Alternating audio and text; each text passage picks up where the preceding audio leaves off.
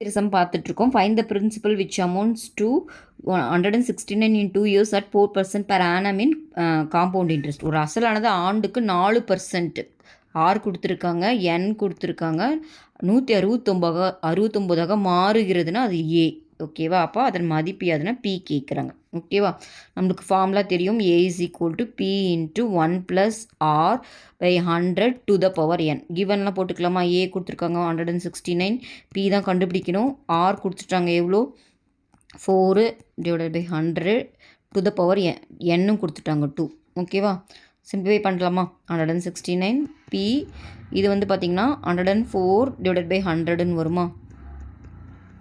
To the power square. ஓகேவா? 2 டேபிளில் cancel பண்ணிங்கன்னா 52, இது 50. ஓகேவா? திரும்ப கேன்சல் பண்ணிங்கன்னா 26, 25. ஓகே, அப்போது எனக்கு பி தான் வேணும். 169 இந்த 25 இங்கே போச்சுன்னா 25 × 25 26 கீழே வந்துடும். 26 × 26. ஓகேவா? இதை எப்படி எழுதலான்னா இங்கே பாருங்கள், 169 25 × 25 625 எழுதிக்கிறேன்.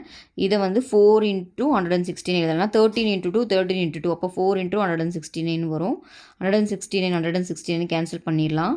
அப்போது 625/4 பண்ணால் நமக்கு ஆன்சர் வந்துடும். ஓகேவா? 4 டேபிளில் கேன்சல் பண்ணுங்கள்.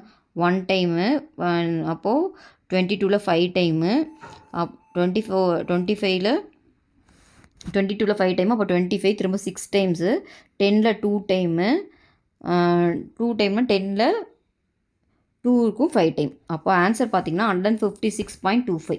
ஓகேவா? தென் சம்மோட ஆன்சர்.